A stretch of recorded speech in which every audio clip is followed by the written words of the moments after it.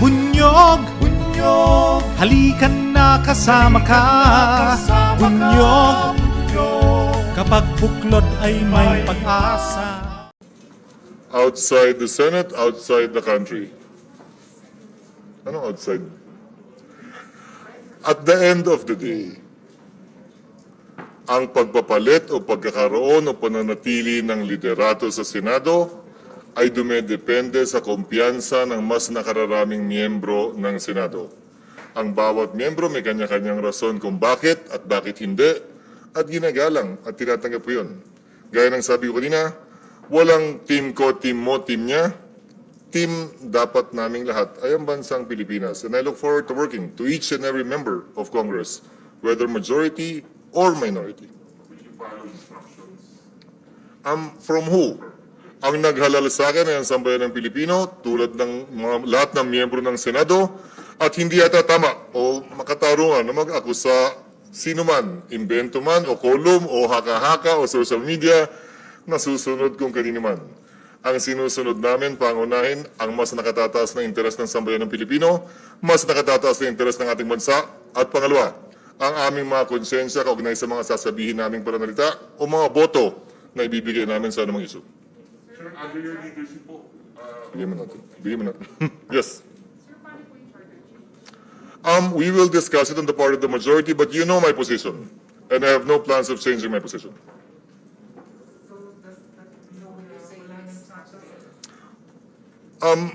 Meron ba ngayon? Meron ba ngayon? Again, we will discuss it on the part of the majority. And I think I was one of the more vocal ones during that time. So I don't see any reason why there should be concerns about that. So would you say Chacha is the end of the Senate? It's not for me to say. It's not for me to say because, again, I have my own position. We will discuss it, and I have no reason to change my position. Sir, kasi nag-resign na si Senator Angaras, chairman of the subcommittee. Meron pa silang plano to go to Visayas and Mindanao this Pansamantalang hindi matutuloy yun. Nag-resign ba siya as also subcommittee chair or only finance chair? Okay. We will not hold any such hearings outside of Metro Manila or either inside the Senate. And we will formally make known our decision as a group and as a Senate with respect to this. Sir, what about pressures coming from the palace? I'm sorry? Pressures coming from the palace, how would you deal with it? I think today I voted against the tax measure, which was proposed by the DOF. So even before I was elected, and I don't see any reason why that should change. So it's an unfair even thought to say that at this point in time. What about on a personal level? It would be involved in the press. Malapit ako kay Pangulong Noynoy Aquino. Hindi kami nagkasundo sa maraming bagay dahil alam niya may trabaho ko bilang senador noong panahon yun. May trabaho din siya bilang Pangulo. Ganon din kay Pangulong Duterte mula nung mayor siya hanggang presidente. At sa totoo lang, ang pinakamalapit kong naging kaibigan ng presidente ay si Pangulo Aquino. Malayo kumpara sa sino mang naging Pangulo pagkatapos niya, bago niya o ngayon. At tingin ko may pruweba at ika nga, may pwede na akong pakita at patunayan na kahit na siya na yung pinakamalapit kong kaibigan, hindi niya ako na-influensyan sa mga pasakaw ng mga panahon yun. At nandito kayo bilang saksi nun. Ang siseryoso naman tanong niya, wala pang medyo masayang tanong na nakakatawa man lang na... Kasi mahaba naman yung panahon natin para mag-usap ng mga seryosong bagay. So yung hindi masyadong seryoso, so paano yung pagiging fashion? Ano? Wala namang rule na nagsasabing bawal at hindi pwede. Trip-trip lang yan. Pero yung invited abroad din kasi sa iba. I honestly don't know, but my priority will be my job now as Senate President, not only for the country, not only for the institution, but also for my colleagues.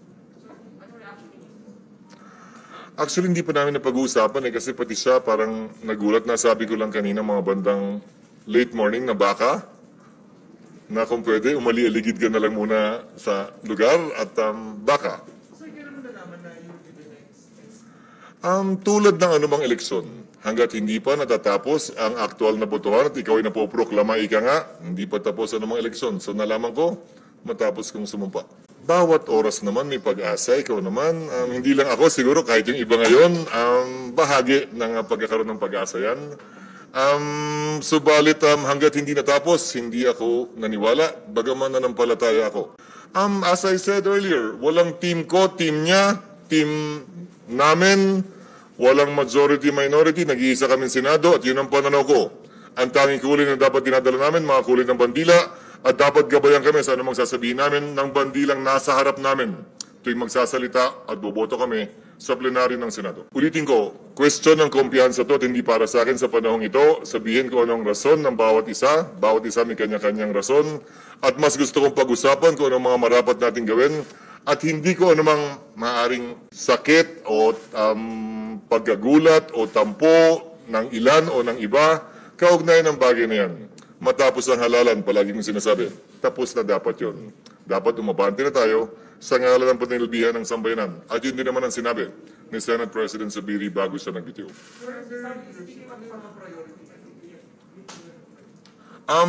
Priority namin? Ano?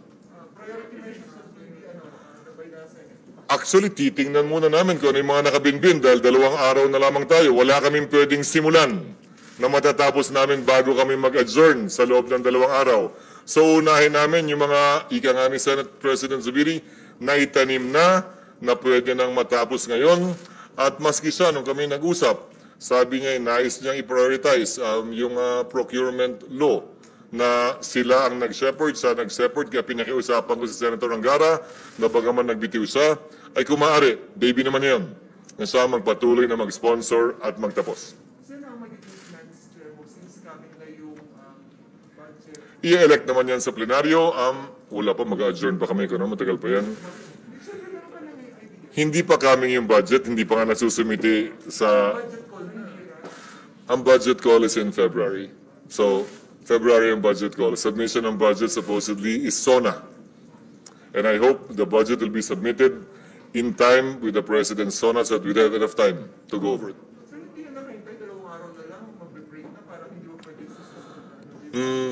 Anong gusto mong sagot sa tanong na yan?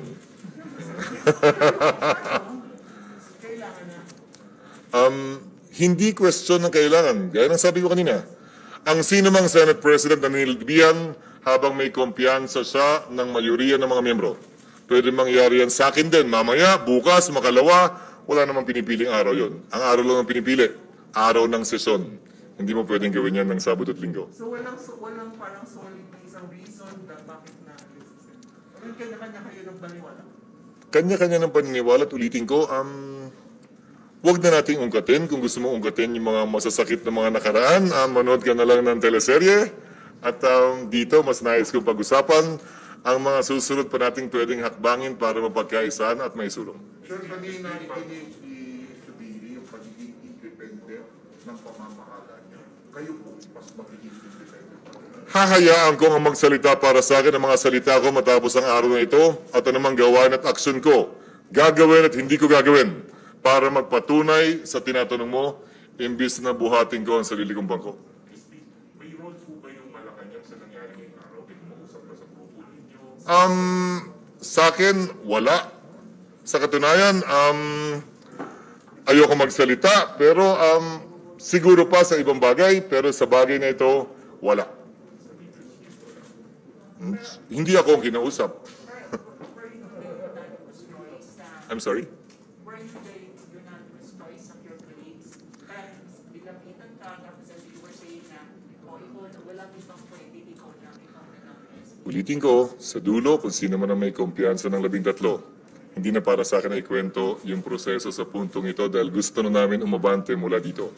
At hindi pa para pag-usapan, diskusyonan, debatihan, at buhusan pa ika nga ng asin anumang sugat na nilikha nito, na ako'y humihingi ng paumanin sa anumang sugat na maaaring na ilikha nito o may nasaktan kaugnay nito. Kaya ayoko magkomentaryo kaugnay sa bagay na yan.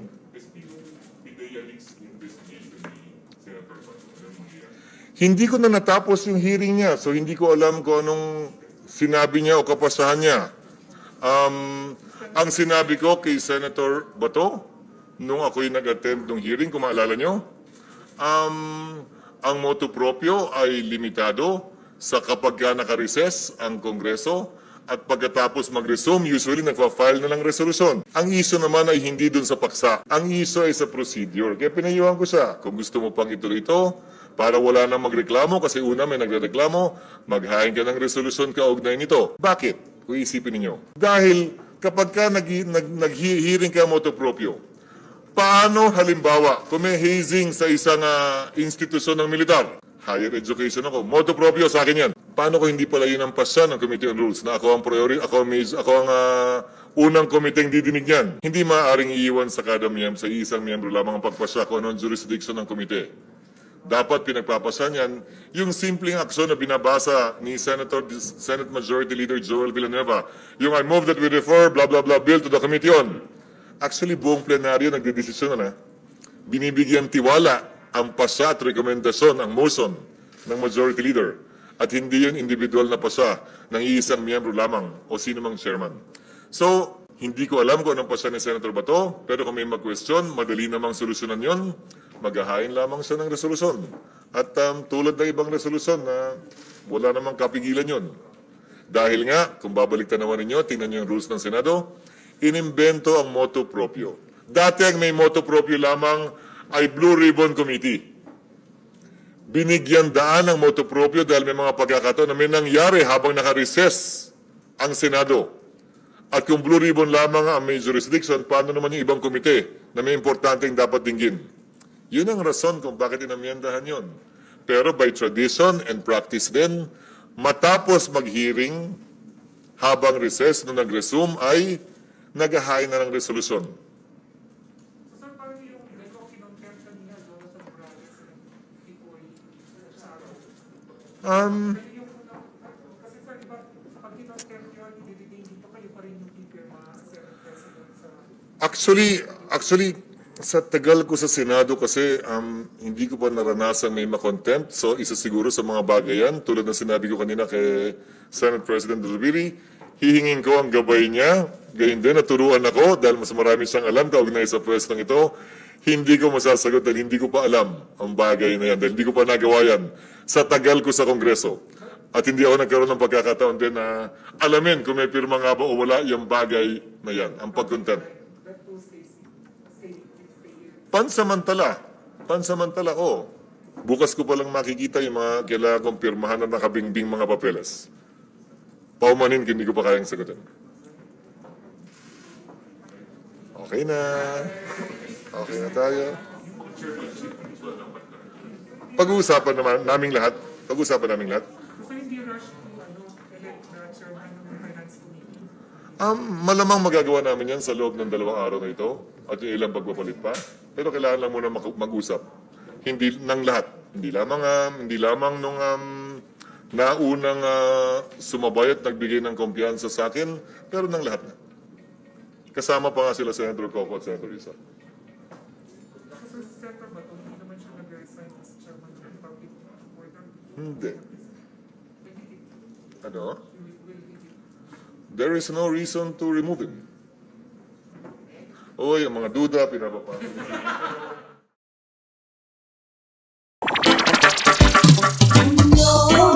May hulanong salita na ang ibig sabihin dito ay ang pagkakaisa. Bunyog Party List. Halika na, Bunyog Party List ka na. Halika na, Bunyog Party List ka na.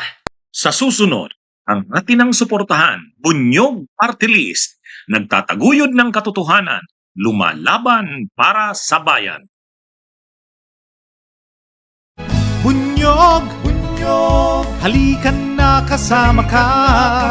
Bunyog, kapag buklod ay may pag-asa. Luzon, Visayas, Mindanao, isa ang pananaw. Sa bagong Pilipinas ang bunyog isisigaw.